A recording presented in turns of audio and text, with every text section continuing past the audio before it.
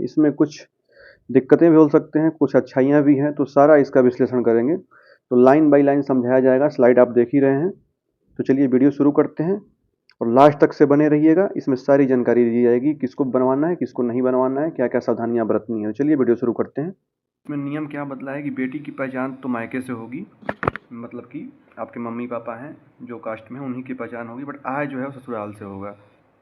तो इसको समझने की ज़रूरत है। देखिए, अगर आप बाहर भी शादी कर लेते हैं बट आपके मम्मी पापा अगर बिहार के हैं तो आपकी पहचान क्या मानी जाएगी, बिहार की मानी जाएगी, बट आय क्या होगा, ससुराल से होगा।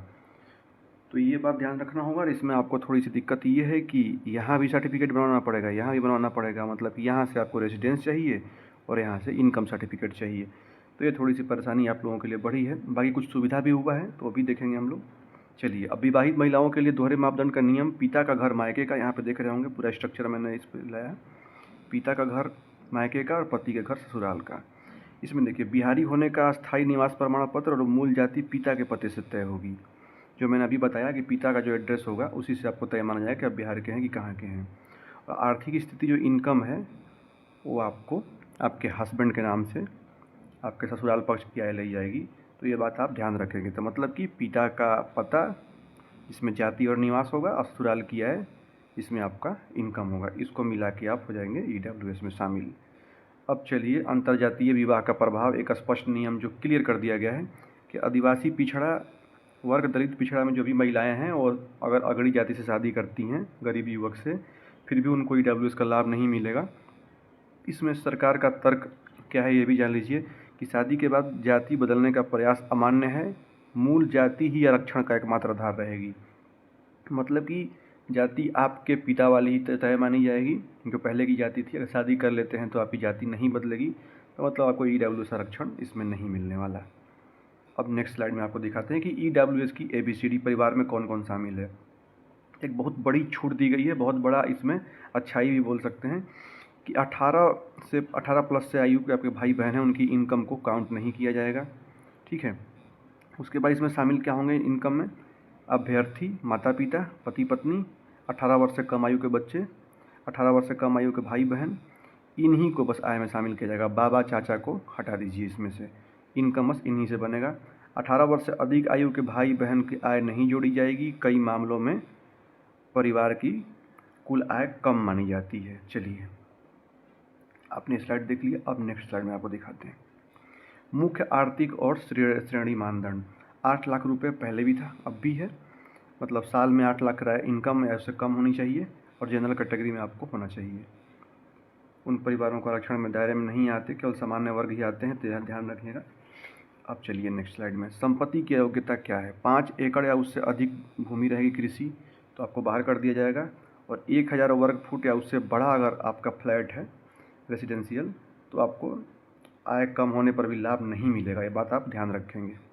चलिए नेक्स्ट स्लाइड में दिखाते हैं चलायमान व्यवस्था, योग्यता, मेरिट का लाभ। अब ईडब्ल्यूएस उम्मीदवार जिसने उच्च अंक प्राप्त किया है, स्लाइड को थोड़ा सा इधर कर लेते हैं, यहाँ पे मैं मार्कर ले लेता हूँ, उसको क्लियर समझाता हूँ आपको। ये थोड़ा समझने वाली बात है कि ईडब्ल्यूएस उम्मीदवार जिसने उच्च अंक प्राप्त किया है तो अपनी योग्यता के आधार पर तो चला जाएगा जनरल में, तो ईडब्ल्यूएस की सीट में नहीं गिना जाएगा। समझ रहे हैं इसका बोलने का क्या मतलब है। अगर मान लीजिए आपके नंबर आते हैं 80 नंबर और सामान्य में कट ऑफ गई है 90 नंबर, तब तो आप ईडब्ल्यूएस में ही रहे। बट आपका नंबर अगर 90 प्लस चला गया तो आप तो चले जाएंगे जनरल में, तो ईडब्ल्यूएस की सीट क्या हो जाएगी, खाली हो जाएगी। तो ईडब्ल्यूएस की सीट खाली मानी जाएगी, आप चले गए जनरल में। अब देखिए, ईडब्ल्यूएस का कोटा अगर खाली रहता है तो अन्य गरीब स्वर्णों को उसके अवसर मिलते हैं। तो ये अच्छी बात है कि अपनी कैटेगरी से अगर ज़्यादा सीट नंबर आता है तो आप जनरल में काउंट हो जाएंगे, तो आपको ईडब्ल्यूएस की सीट पे कोई और गरीब को मिल जाएगा आरक्षण।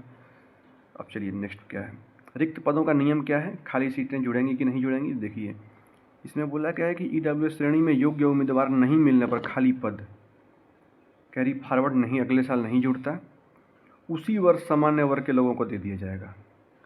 अब ये नियम सरकार का है। बाकी नेक्स्ट देखते हैं 10% की जो सैचुरेशन रूल है। यदि किसी विभाग में पहले से 10% स्वर्ण गरीब ईडब्ल्यूएस कर्मचारी अगर मौजूद हैं तो उनको अलग से कोई नया पद नहीं निकलेगा। मतलब भरा हुआ है तो ज़रूरी नहीं है कि वैकेंसी में आपको पद दिया जाएगा, अगर भरा हुआ है तो वैकेंसी में नहीं दिया जाएगा।